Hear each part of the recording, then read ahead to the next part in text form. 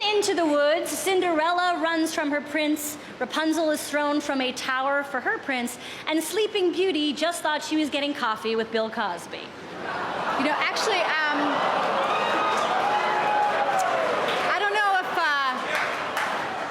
don't know if you guys saw this on the news today, but Bill Cosby has finally spoken out about the allegations against him. Cosby admitted to a reporter, "I put the pills in the people. The people did not want the pills in them." No, Tina, hey, that's not right. That's not right. It's more like, I got the pills in the bathroom, but I put them in the people.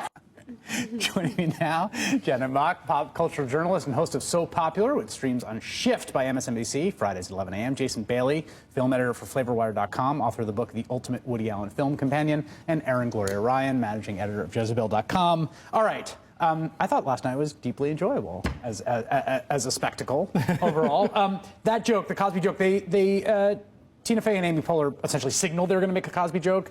What did you think of that moment? I thought it was great. I thought it was really great. And actually, I thought that was a really interesting way that the Golden Globes tied into kind of more relevant news stories of the week. You know, the terror attacks in Paris, you think about bravery and you think about humor and you think about going for it. And attacking sacred cows and violating taboos. Exactly, and I think that the best comedy is brave, and you have to be brave enough to know that you're going to make people uncomfortable and do it anyway. Yeah. And they both went for it. And it was so good. It was so good. Okay, but here's the one thought I had about that riff. And the first part of the joke about the Sleeping Beauty, it occurred to me that if Ricky Gervais had made that joke, that he would have gotten a lot of condemnation because it was unclear who that joke is on, right? I mean, it's because it's Tina Fey and Amy Poehler that everyone reads it as like this sort of subversive violation of the taboo, as opposed to a quote rape joke. Right. Well, you know, she's got a history. Tina Fey has a history of making jokes at the expense of Bill Cosby. About this particular issue, like exactly. On Weekend Update years ago and also on 30 Rock. Well, it also came to emergence out of a comedy space, right? Hannibal Buress talking about this issue is what led it to come to pop culture prominence again.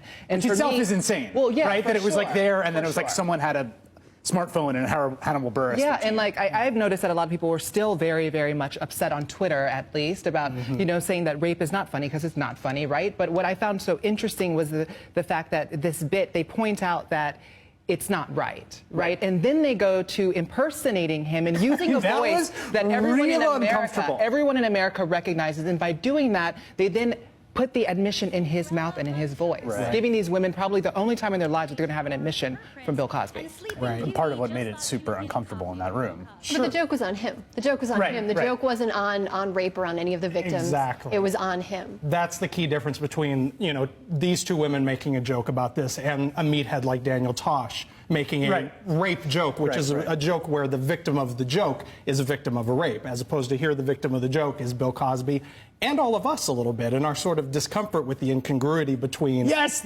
exactly voice and that persona and these monstrous things that he probably did. That joke was so hard to watch. Precisely that.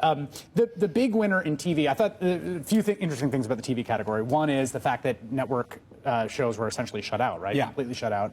Which actually, when you think about what are the incentives here, right? Like networks need viewers and cable shows need prestige and buzz, particularly subscription services. So it's not that surprising that would be the case, right? No, absolutely. And, you know, and we've seen this shift over the past several years, really, as, you know, cable has sort of begun to cater more to a niche audience, which is really about the only audience that you can find. Right, that's right. Mass audiences are ebbing. Right, exactly. What's really interesting, I think, about the Globes, specifically with this, is that, you know, when you put the awards that the Globes gave in film up against, you know, the films that are getting a lot of recognition and that will probably get Oscar recognition, they're pretty much running on the same playbook. But when you put the Golden Globes up against the Emmys, totally they're different much more interesting choices. And I don't know if that's because they're at different times of year, if there are fewer other sort of TV awards or what. And one of the big winners in TV last night, of course, was Amazon's Transparent. Here's Jeffrey Tambor accepting his award for Best Actor in a TV series.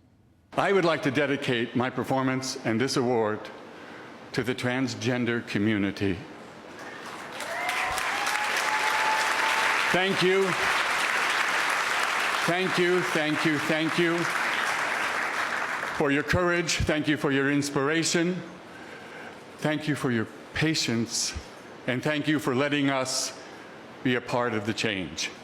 He had this great moment where he said that this award dedicate my performance to the transgender community. Jill Soloway, who we played the clip of before we came, also really eloquent. What did you think of the transparent sort of victory last night? I thought it was a great cultural space for trans people, trans community to push forward. I think it's a different kind of face on what trans looks like, right? You have a 70-year-old trans woman who was formerly a patriarch of a family, and now this person is transitioning into motherhood, into womanhood, and seeing what that kind of looks like. We have a whole new family to show, right? We talk about modern family, but this is the ultimate modern family, is this family. It also occurred to me, like, so much, to bring it back around to Cosby, right? So much of what people talk about with Bill Cosby and the legacy of the Cosby Show was the unbelievable sort of cultural impact of just this slice of life view of a black family, right? And that for sort of middle America TV audiences, this was seeing something that might have been foreign to their own personal experience, but was incredibly powerful as a cultural force. And it occurred to me that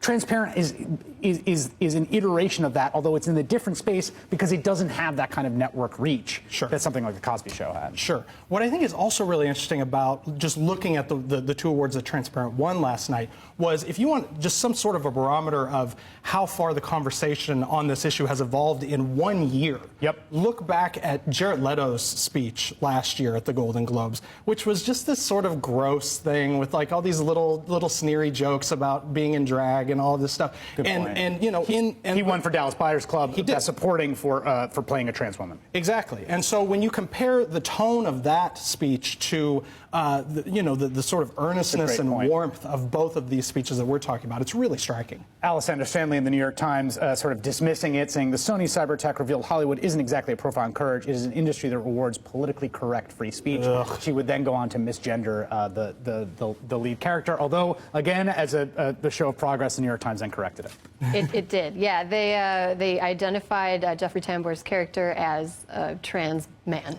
right. And she is a trans woman.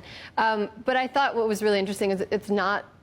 It doesn't have anything to do with being politically correct or not politically correct. It's what connects with people, and it's what people want to watch, and it's what resonates with people. And I don't think that you can, from an inauthentic place, award something like this. I feel like the awards are definitely something that happens because people are interested in those stories. Okay, but then this comes to the Selma question, right? Because this is the big run up to the Academy Awards, and increasingly Golden Globes have been seen as a kind of early predictor.